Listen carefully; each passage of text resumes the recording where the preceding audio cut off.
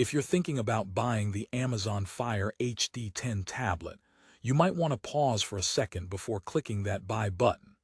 Today, I'll reveal some surprising truths about this popular tablet that most reviews won't tell you.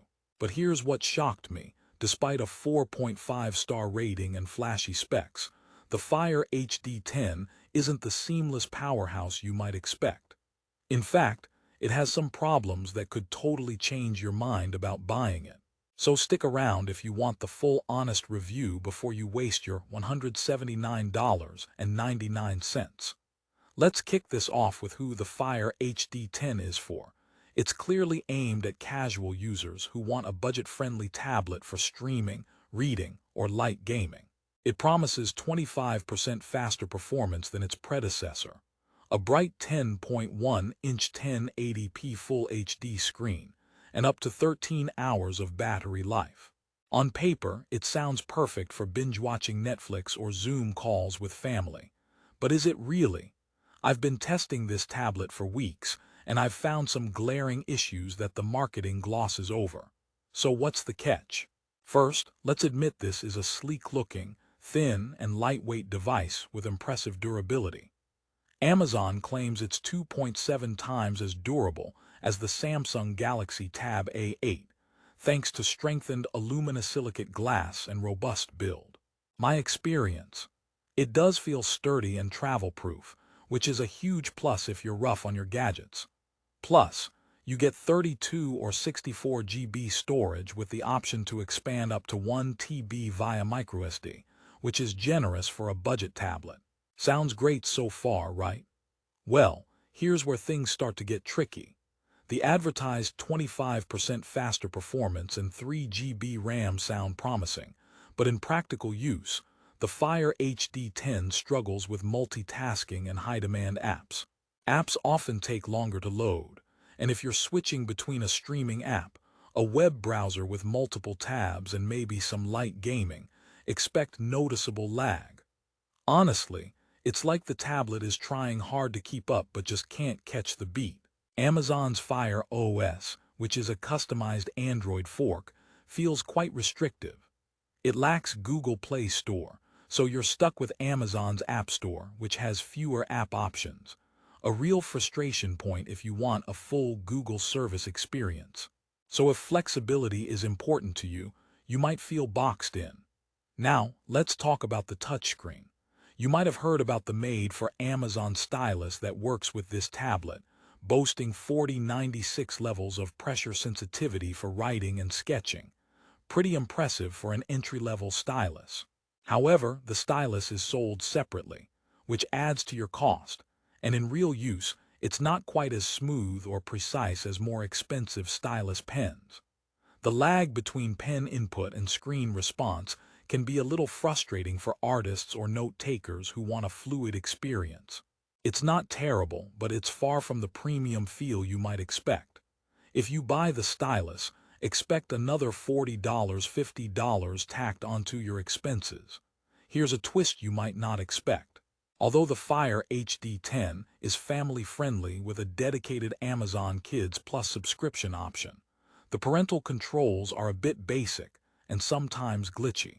If you want to get your kids access to popular apps, games, books, and videos safely, it can do the job. But managing screen time and app restrictions isn't as intuitive as on other systems like iOS or mainstream Android tablets. On the bright side, Alexa integration works reliably. You can ask Alexa to read audiobooks, control smart devices, or even crack a joke. Although don't expect her to do stand-up comedy anytime soon. Why did Alexa break up with the Fire tablet? Too many software incompatibilities, tough crowd. Battery life is another major selling point Amazon boasts, up to 13 hours of mixed usage. For streaming Netflix or casual browsing, it holds up pretty well, sometimes even exceeding that on light use. However, when you crank up screen brightness for sunny outdoor use or indulge in intensive multitasking, battery drain becomes more noticeable. Also, charging times can be frustratingly slow.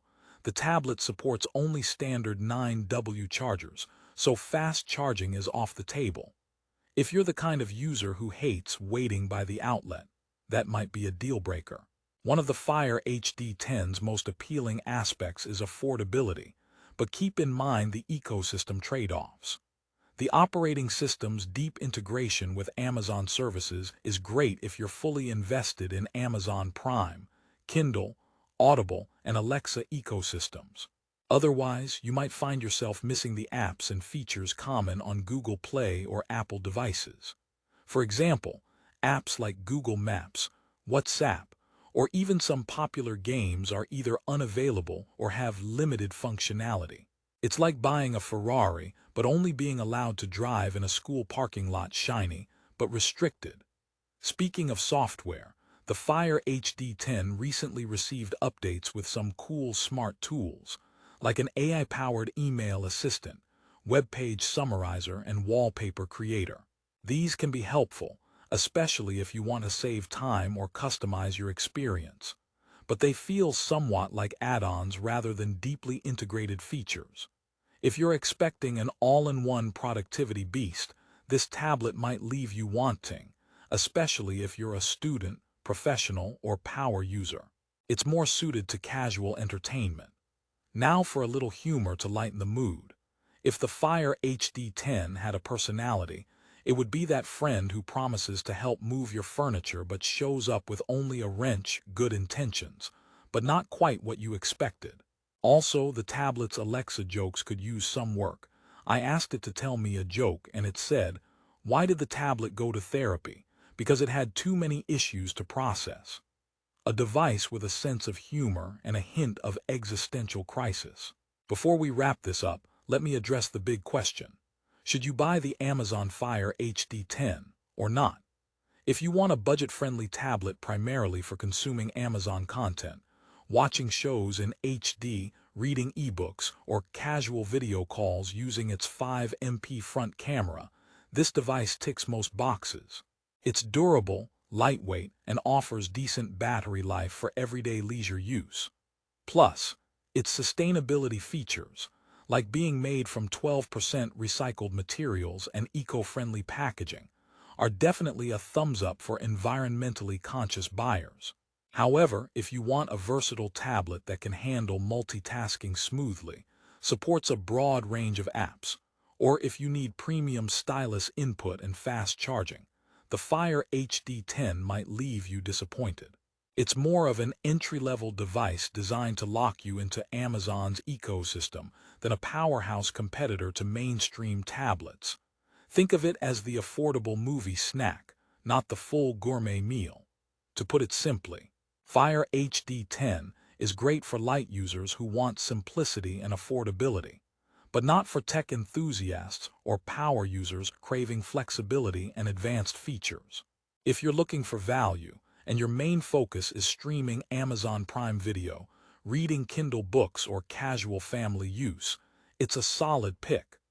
On the other hand, if you need apps like Google Docs, advanced gaming, or work-related multitasking, look elsewhere. Before you go, here's a fun fact. Despite the mixed reviews, the Fire HD10 has managed to sell millions of units worldwide. Why? Because it nails one key thing: offering a solid screen and decent battery life at a wallet-friendly price. It's like the trusty sidekick of tablets, quietly doing its job without breaking the bank or your expectations. So, if you think the Fire HD10 aligns with your needs and budget, it's worth considering. Just go in with realistic expectations about what this tablet can and cannot do. But if you want my final recommendation, grab your Fire HD10 from the link in the description for the best price on Amazon and judge it yourself. And hey, if it doesn't suit your style, the resale market for these tablets is surprisingly active, so you won't lose much if you want to upgrade later. Thanks for watching this honest review. Don't forget to like and subscribe for more real-deal tech reviews without the hype. Remember, the best tablet is the one that fits your needs, not flashy specs on a box. Catch you in the next video.